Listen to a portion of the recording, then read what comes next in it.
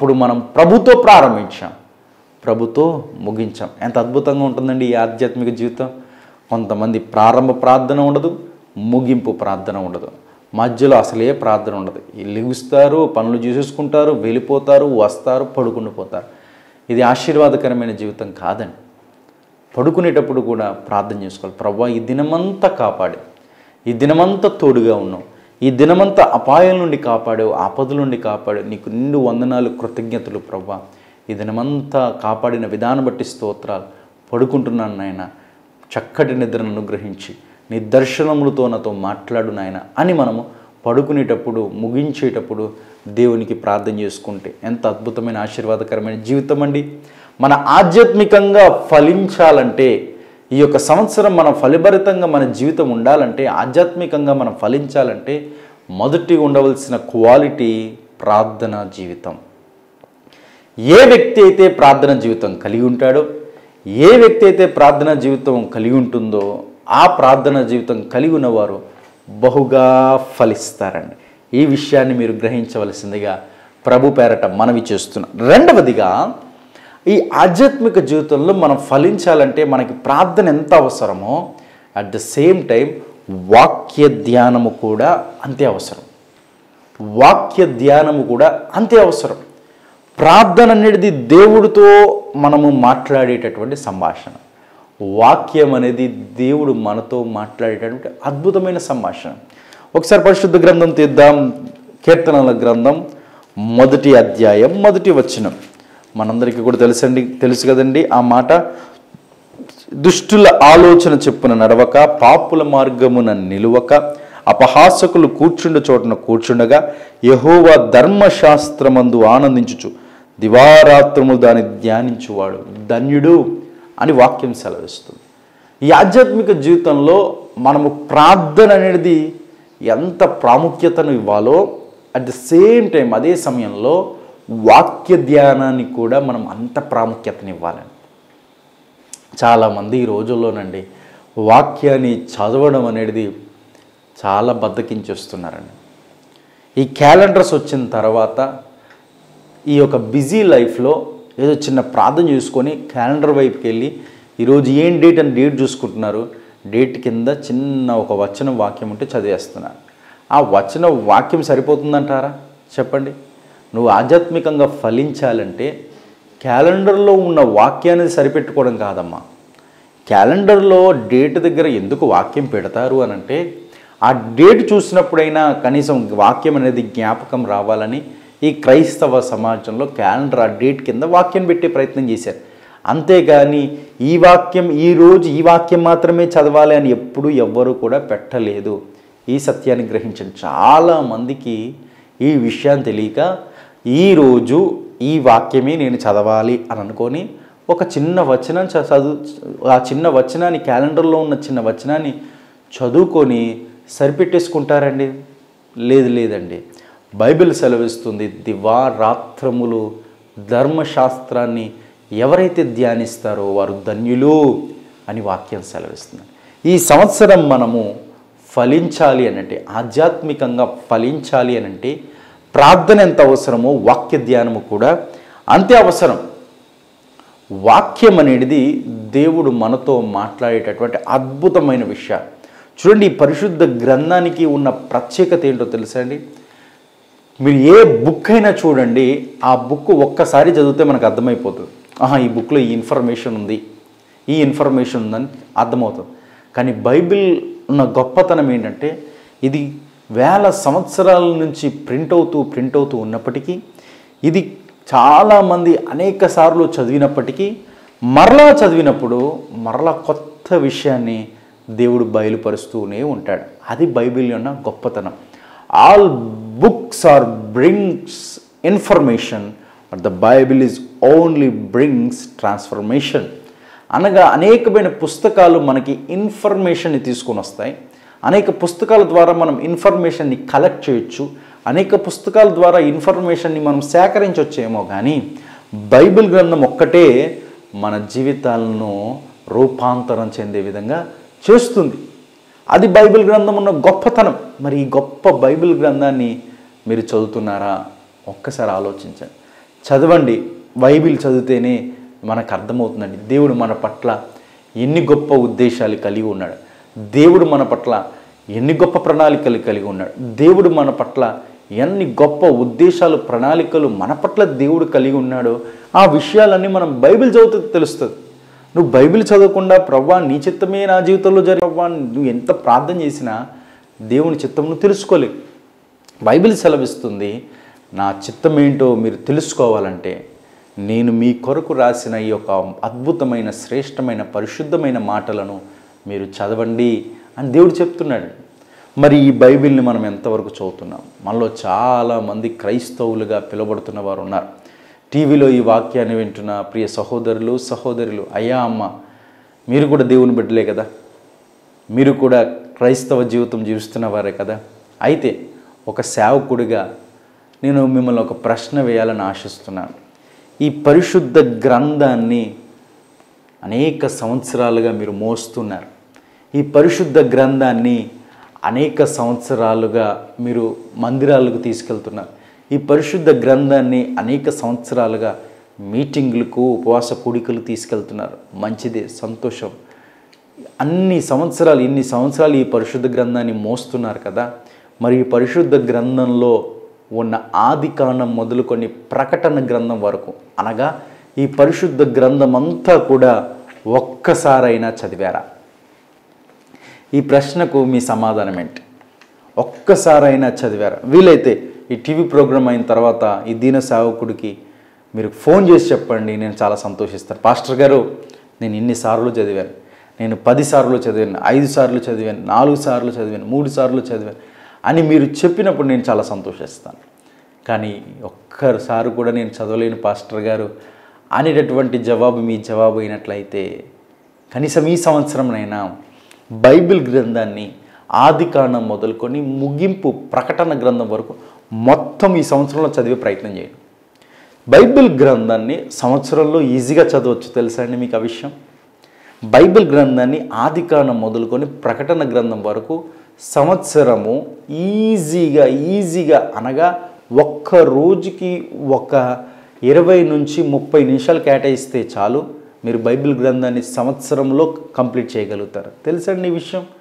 చాలామంది అనుకుంటారు బైబిల్ గ్రంథం అనేది చాలా పెద్ద గ్రంథం, బైబిల్ గ్రంథం అనేది చాలా పుస్తకాలు కలిగిన గ్రంథం, బైబిల్ గ్రంథం అనేది మనం ఎప్పుడూ కూడా పూర్తిగా చదవలేమని అపోహ కలిగి ఉంటారు. అలాగ అపోహ కలిగి ఉన్న వారికి ఒక సేవకుడికి నేను సమాధానం చెప్తున్నాను. బైబిల్ గ్రంథాన్ని సంవత్సరములో చాలా సులభతరంగా పూర్తి చేయొచ్చు. ఈ విషయం తెలుసా? పాస్టర్ గారు, సంవత్సరంలో ఈ బైబిల్ గ్రంథాన్ని అంతా చదివేయచ్చా? ఎలాగండి అని ఒకవేళ మీరు తెలుసుకోవాలని ఆశించినట్లయితే మీకు నేను బైబిల్ గ్రంథంలో సంవత్సరం ఎలా మీరు చదవగలరో ఒక చార్ట్ని మీకు నేను వాట్సాప్లో పంపించే ప్రయత్నం చేస్తున్నాను. మీరు ఈ వాక్యాన్ని విన్న తర్వాత టీవీలో కనబడుతున్న నెంబర్కి మీరు వెంటనే వాట్సాప్ కానీ ఫోన్ కానీ చెప్పే ప్రయత్నం చేయండి. ఫోన్ కానీ వాట్సాప్ కానీ చేసే ప్రయత్నం చేయండి. మీకు వెంటనే బైబిల్ని ఒక సంవత్సరంలో మీరు ఎలా చదవగలుగుతారో ఆ చార్ట్ని మీకు వాట్సాప్లో పంపిస్తాం. అప్పుడు మీరు ప్రతిరోజు ఇన్ని అధ్యాయాలు చదివితే సంవత్సరంలో బైబిల్ పూర్తిగా కంప్లీట్ చేస్తారు కనుక ఆ ప్రతిరోజు ఎన్ని అధ్యాయాలు ఉన్నాయి అవన్నీ కూడా మీకు సులభతరంగా పంపించే తగిన చార్ట్ని మేము రెడీ చేసాం, మీకు పంపిస్తాం. కాబట్టి మీరు మాకు ఫోన్ చేసినట్లయితే, వాట్సాప్ చేసినట్లయితే ఈ యొక్క చార్ట్ని మీకు వాట్సాప్ రూపంలో పంపించే ప్రయత్నం చేస్తున్నాం. నా ఆశ ఏంటంటే, ఒక సేవకుడిగా, టీవీ వర్తమానికుడిగా నా ఆశ ఏంటంటే, ఈ టీవీలో వాక్యాలు మీరు వింటున్నారు, సంతోషం. కానీ మీరు ఒక్కసారైనా ఈ పరిశుద్ధ గ్రంథాన్ని చదివారా? ఒకవేళ మీరు గడిచిన సంవత్సరాల్లో పాస్టర్ గారు ఇప్పటివరకు నేను ఒక్కసారి కూడా పరిశుద్ధ గ్రంథాన్ని కంప్లీట్ చేయలేకపోయాను అని మీరు అంటున్నట్లయితే నిరుత్సాహపడకండి, బాధపడకండి. ఈ సంవత్సరం దేవుడు మీకు ఇచ్చాడు కాబట్టి ఈ సంవత్సరంలోనైనా ఖచ్చితంగా బైబిల్ని పూర్తి చేసే ప్రయత్నం చేయండి. బైబిల్ మనం పూర్తి చేయగలిగితే, బైబిల్ మనం పూర్తిగా చదివితే బైబిల్లో దేవుడు మన కొరకు ఏమి రాసి ఉంచాడో మనకు తెలుస్తుందండి. బైబిల్ పూర్తిగా చదవకుండా, బైబిల్లో ఉన్న పూర్తి విషయాలు మనం తెలుసుకోకుండా మిడిమిడి జ్ఞానముతో ఎంతవరకు అండి ఈ ఆధ్యాత్మిక జీవితాన్ని కొనసాగించుకోగలుగుతాం? దేవుడు ఈరోజు అంటున్నాడు, మిమ్ములను నేను ఫలింప చేయాలని ఆశిస్తున్నా, మీ జీవితాలను ఫలభరితముగా ఉండాలని ఆశిస్తున్నా, మీ జీవితాలను ఉపయోగకరంగా ఉండాలని ఆశిస్తున్నా. కాబట్టి మీరు ఫలించండి అని దేవుడు చెప్తున్నాడు. మనం ఫలించాలంటే మొట్టమొదటిగా ఆధ్యాత్మికంగా ఫలించాలి. ఆత్మీయంగా ఫలించాలంటే ప్రార్థన జీవితం కలిగి ఉండాలి. ఆత్మీయంగా ఫలించాలంటే వాక్య జీవితం మనం కలిగి ఉండాలి. చూడండి, ఈ యొక్క బయట ఈ యొక్క పాపము లోకంలో మనం పరిశుద్ధంగా జీవించాలంటే దానికి ఉపయోగపడేటటువంటి గ్రంథం ఏదైనా ఉన్నదంటే పరిశుద్ధ గ్రంథమేనండి. ఒక వాక్యాన్ని మీకు చూపించే ప్రయత్నం చేస్తున్నాను. చూడండి, 119వ కీర్తన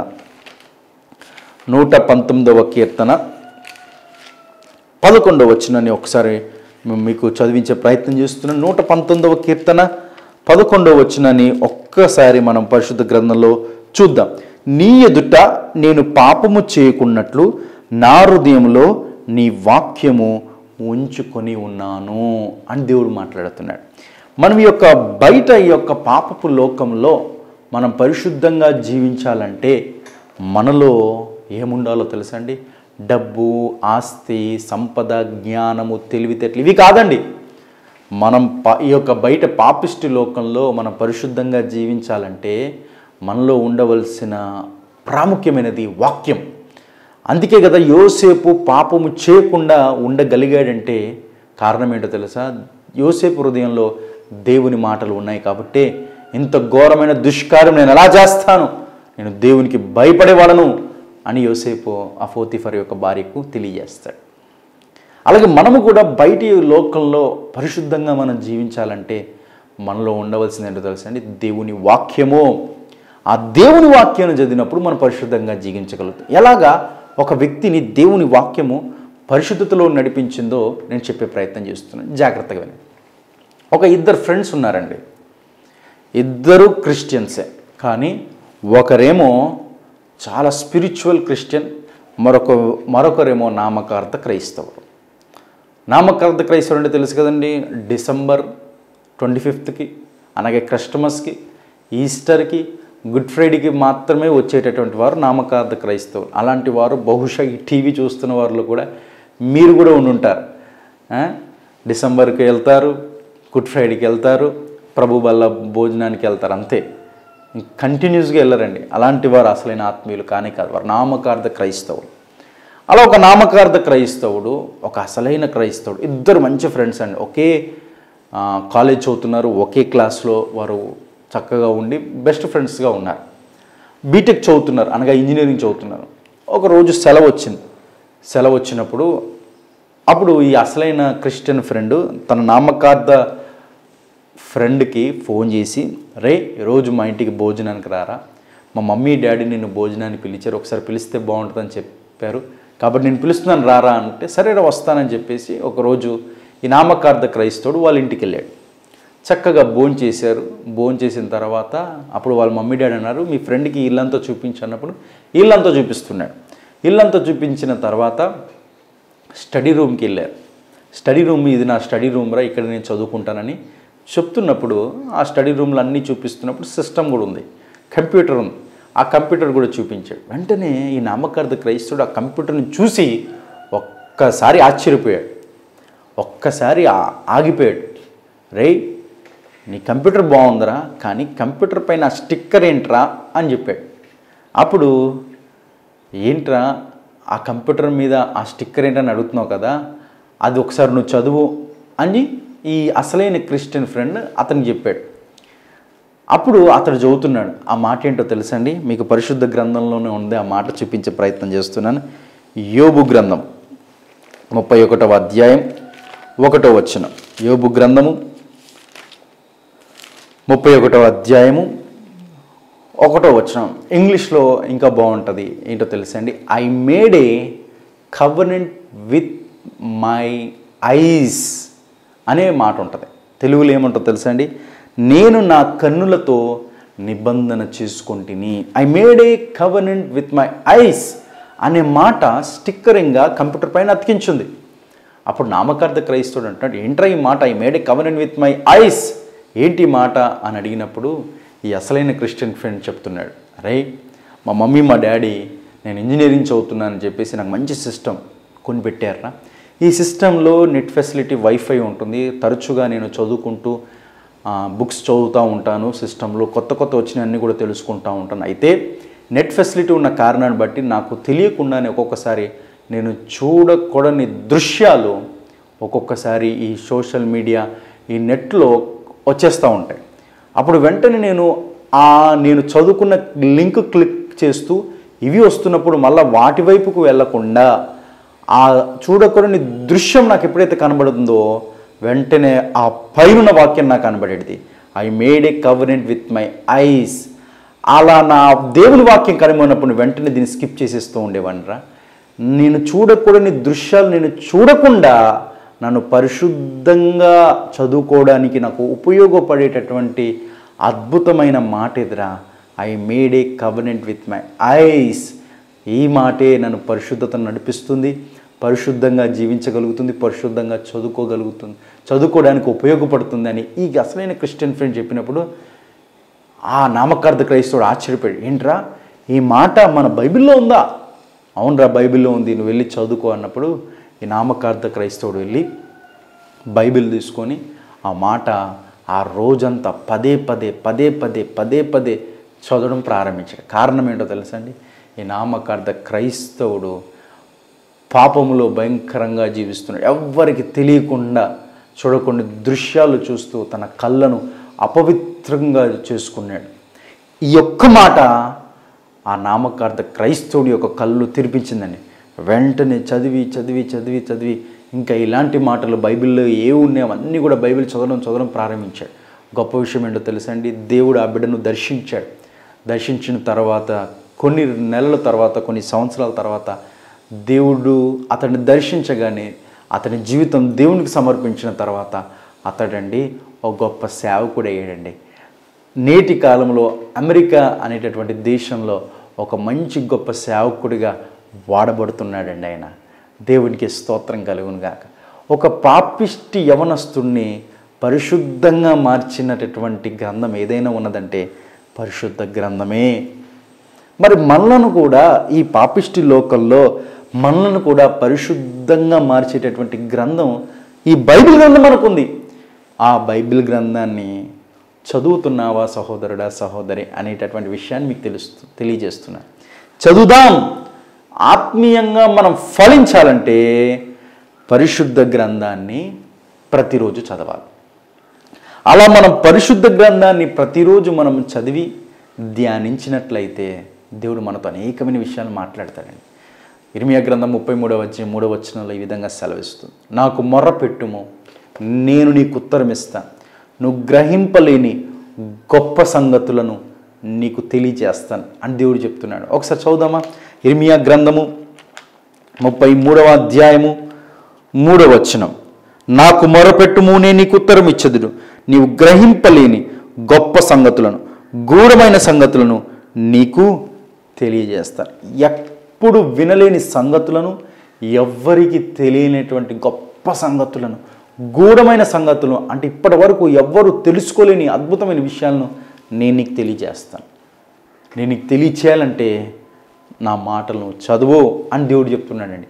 ఈ ఆధ్యాత్మిక జీవితంలో మనం ఫలించాలి అని అంటే మనం క్రమము తప్పకుండా ప్రార్థించాలి, క్రమం తప్పకుండా వాక్యాన్ని చదవాలి. నేను సంపూర్ణంగా నమ్ముతున్నాను, ఈ టీవీలో ఈ వాక్యం విన్న మీరు ఖచ్చితంగా ఈ సంవత్సరం ఈ బైబిల్ని మీరు పూర్తి చేస్తారు. అటు నమ్మకంగా ఒక సేవకుని నేను కలిగి ఉన్నాను. మీ పట్ల ఆ నమ్మకాన్ని నేను కలిగి ఉన్నాను. మీరు ఒక అద్భుతమైన తీర్మానాన్ని మీరు తీసుకుంటున్నారు అని నేను భావిస్తున్నాను. చదువుదామండి. సంవత్సరంలో కనీసం బైబిల్ని కంప్లీట్ చేయకపోతే ఎలాగండి? మనము క్రైస్తవులుగా పిలవబడుతున్నాం కానీ, క్రైస్తవులుగా ఈ బైబిల్ గ్రంథాన్ని మోస్తున్నాం కానీ, ఈ బైబిల్ గ్రంథాన్ని కనీసం సంవత్సరం చదవకపోతే, సంవత్సరంలో ఈ బైబిల్ గ్రంథాన్ని పూర్తి చేయకపోతే మన ఈ ఆధ్యాత్మిక జీవితానికి అర్థం ఉండదండి. పూర్తి చేద్దాం. అంటే బైబిల్లో దేవుడు ఏ విషయాలు రాసి పెట్టాడో అవన్నీ కూడా ఈ సంవత్సరం ఖచ్చితంగా చదివి ధ్యానిద్దాం. తద్వారా దేవుడు మనతో మాట్లాడతాడు. ఆధ్యాత్మికంగా మనము ఫలించాలంటే మనము ప్రార్థన జీవితం కలిగి ఉండాలి. రెండవదిగా వాక్య ధ్యానం కలిగి ఉండాలి. రెండవ పాయింట్ అనగా ఇది ఫలించే సంవత్సరము కనుక మనము ఈ ఫలించాలి అని అంటే, ఈ సంవత్సరం అంతా ఫలించాలంటే మొదటిగా ఆధ్యాత్మికంగా ఫలించాలి, రెండవదిగా ఆర్థికంగా ఫలించాలి. రెండవది ఏంటండి, ఆర్థికంగా ఫలించాలి. ఈ జీవితంలో ఆర్థికంగా మనము ఫలించాలని దేవుడు ఆశిస్తున్నాడు. మరి మనం ఆర్థికంగా ఫలించాలి అని దేవుడు కోరుకుంటున్నారు. మరి మీరు కోరుకుంటున్నారా? చూడండి, మనం ఎంత ఆత్మీయులైనప్పటికీ ఆర్థికంగా మనము ఫలించలేదనుకోండి, ఈ సమాజము గుర్తించదండి. మరి మనం ఆర్థికంగా ఫలించాలంటే మనం చేయవలసింది ఏంటో తెలుసా అండి? పరిశుద్ధ గ్రంథం సెలవిస్తుంది. మీ చేతుల్లో పరిశుద్ధ గ్రంథం తీసుకోనండి. సామెతల గ్రంథం 22వ అధ్యాయం, సామెతల గ్రంథం 22వ అధ్యాయం 4వ వచనంలో మనకి మాట కనబడుతూ ఉన్నది. సామెతల గ్రంథము 10వ అధ్యాయం తీసుకోండి. 10వ అధ్యాయం 22వ వచనంలో ఈ మాట మనకు కనబడుతుంది. యెహోవా ఆశీర్వాదము ఐశ్వర్యము ఇచ్చును. మనము ఈ సంవత్సరం ఆర్థికంగా ఫలించాలంటే దేవుని అనుగ్రహం కావాలి, దేవుని ఆశీర్వాదం కావాలి. దేవుడు అంటున్నాడు, ఈ సంవత్సరం అంతా మిమ్మలను ఆర్థికంగా నేను దీవించబోతున్నాను, ఆర్థికంగా మిమ్మల్ని అభివృద్ధి చేయబోతున్నాను, ఆర్థికంగా మిమ్మల్ని ఫలింప చేయబోతున్నాను అని దేవుడు మనతో మాట్లాడుతున్నాడు. మరి మనము ఆశిద్దామా? ప్రభువా, నిజమే నా జీవితం ఆర్థికంగా ఫలభరితంగా చేయి ప్రభువా అని మనం ఆశించినట్లయితే దేవుడు మన పట్ల ఎంతో సంతోషిస్తాడండి. మరి మనం ఆర్థికంగా ఫలించాలంటే బైబిల్ గ్రంథంలో చాలా మాటలు దేవుడు మనకు తెలియజేశాడు. అవి కొన్ని వర్సెస్ మీకు చూపించాలని ఆశిస్తున్నాను. 22వ సామెతల గ్రంథము 22వ అధ్యాయము 4వ వచనంలో ఈ మాట రాయబడింది. యెహోవా యందు భయభక్తులు కలిగి ఉంట వినయమునకు ప్రతిఫలము, ఐశ్వర్యము, ఘనతయు, జీవము దాని వలన కలుగును. మనం ఈ సంవత్సరం ఆర్థికంగా ఫలించాలంటే దేవుని యందు భయభక్తులు కలిగి ఉండాలి, పరిశుద్ధత కలిగి ఉండాలి, దేవుని యందు భయభక్తులు కలిగి ఉండాలి. అలా ఎప్పుడైతే మనం దేవుని యందు భయభక్తులు కలిగి మనం జీవిస్తామో దేవుడు మనలను ఆర్థికంగా ఫలింపజేయాలని ఆశిస్తున్నాడు. గడిచిన సంవత్సరం అంతా అప్పుల బాధల, గడిచిన సంవత్సరం అంతా ఆర్థిక ఇబ్బందుల, గడిచిన సంవత్సరం అంతా ఆర్థికంగా చితికిపోయారా, అప్పుల పాలైపోయారా? అయితే బాధపడకండి. ఈ సంవత్సరాన్ని దేవుడు మిమ్మల్ని ఆర్థికంగా ఆశీర్వదించబోతున్నాడు. మీరు నమ్మినట్లయితే దేవుడు మిమ్మల్ని బహుగా దీవిస్తాడు. ఆర్థికంగా మిమ్మల్ని దేవుడు దీవిస్తాడు, ఆశీర్వదిస్తాడు. ఈ సత్యాన్ని మీరు గ్రహించండి. మరొక వచనాన్ని మీకు చూపించే ప్రయత్నం చేస్తున్నాను. ద్వితీయోపదేశకాండము 8వ అధ్యాయము 13వ వచనం. ద్వితీయోపదేశకాండము 8వ అధ్యాయం 13వ వచనాన్ని ఒకసారి మనము చూసే ప్రయత్నం చేద్దాం. విస్తరించి నీకు కలిగినంతయు వర్ధిల్లును అని దేవుడి వాక్యం సెలవిస్తుంది. అలాగే 8వ అధ్యాయం 18వ వచనంలో ఈ విధంగా రాయబడింది. నీ దేవుడైన యెహోవాను జ్ఞాపకము చేసుకొని ఏలయనగా తాను నీ పితరులతో ప్రమాణం చేసినట్లు తన నిబంధనను నీటి వలనే స్థాపన మీరు భాగ్యము సంపాదించుకొనుటకై మీకు సామర్థ్యమును కలుగజేవాడు ఆయనే. ఈ సంవత్సరం అంతా మిమ్మల్ని ఆర్థికంగా దీవించడానికి, ఆర్థికంగా అభివృద్ధి మార్గంలో నడిపించడానికి, అలాగే కష్టపడి కష్టార్జితాన్ని మీరు అనుభవించడానికి అట్టి సామర్థ్యతను దేవుడిస్తాడు. పని లేదని బాధపడకండి, పని దొరకడం లేదని బాధపడకండి, వ్యాపారం లేదని బాధపడకండి, వ్యాపారం స్టార్ట్ అవ్వట్లేదని బాధపడకండి, వ్యాపారం అభివృద్ధి అవ్వట్లేదని బాధపడకండి. ఈ సంవత్సరంలో దేవుడు మీ వ్యాపారాన్ని దీవించబోతున్నాడు. ఈ సంవత్సరంలో దేవుడు మీ పనిని దీవించబోతున్నాడు. ఈ సంవత్సరంలో దేవుడు మీకు ప్రమోషన్ దయచేయబోతున్నాడు. ఈ సంవత్సరంలో దేవుడు మీకు ఒక మంచి నూతన అద్భుతమైన ఉద్యోగాన్ని ఇవ్వబోతున్నాడు. ఈ సంవత్సరంలో గవర్నమెంట్ జాబ్ ఎదురు చూస్తున్న సహోదరుడా, సహోదరి, దేవుడు ఈ సంవత్సరంలో నీకు ఒక అద్భుతమైన గవర్నమెంట్ జాబును దేవుడు నీకు దయచేస్తున్నాడు. ఈ సంవత్సరంలో ఒక ఉన్నతమైన స్థాయిని దేవుడు నీకు అందించబోతున్నాడు. మీరు నమ్మినట్లయితే దేవుడి గొప్ప గొప్ప వాగ్దానాలు మీ జీవితంలో నెరవేరుస్తాడు. మీరు నమ్మండి, దేవుడు మీ జీవితంలో కార్యాలు చేస్తాడు. దేవుడు అంటున్నాడు, ఈ సంవత్సరం అంతా ఆర్థికంగా మిమ్మల్ని ఫలింపజేస్తాను. మన దేవుడు మనల్ని ఆర్థికంగా దీవించేవాడు కాబట్టి మనము ఆర్థికంగా ఫలించాలంటే ఈ ఆధ్యాత్మిక జీవితంలో ఒక నియమం ఉందండి. ఆ నియమాన్ని మీకు పరిచయం చేస్తున్నాను. బైబిల్ సెలవిస్తుంది, మనము ఆర్థికంగా ఫలించాలంటే మన రాబడిలో దశమ భాగాన్ని ఖచ్చితంగా దేవునికి సమర్పించాలి. దేవుడు నీకు ఆశీర్వాదాన్ని ఇచ్చాడు, ఆ ఆశీర్వాదాన్ని రెట్టింపు చేయాలని ఆశిస్తున్నాడు. దేవుడు నీకు సమృద్ధినిచ్చాడు, ఆ సమృద్ధిని రెట్టింపు చేయాలని ఆశిస్తున్నాడు. దేవుడు నీకు ఇచ్చిన రాబడిలో నువ్వు ఇంకా దీవించబడాలంటే నువ్వు చేయవలసింది ఏంటో తెలుసా?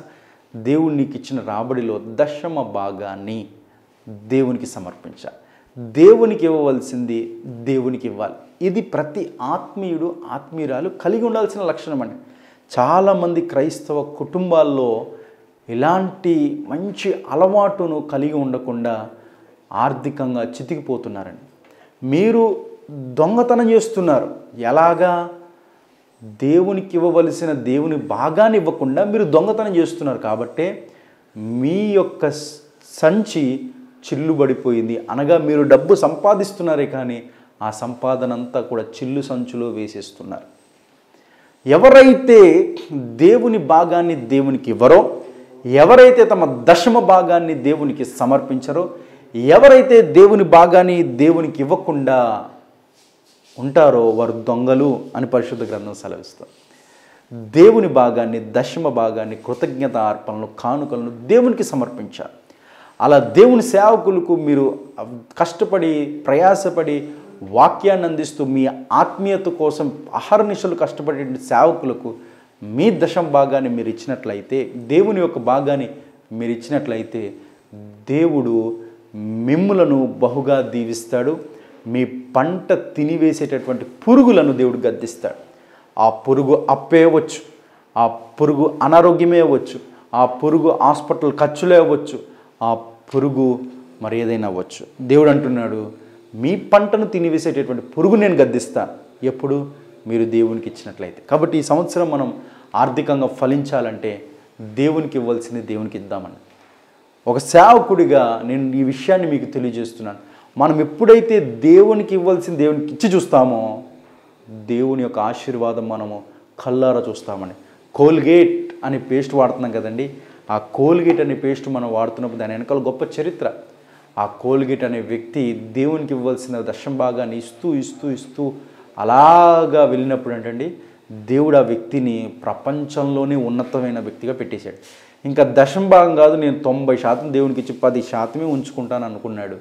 ఆ 10% ఎక్కువ అయిపోతుంది ఆ కోల్గేట్ అనే వ్యక్తికి.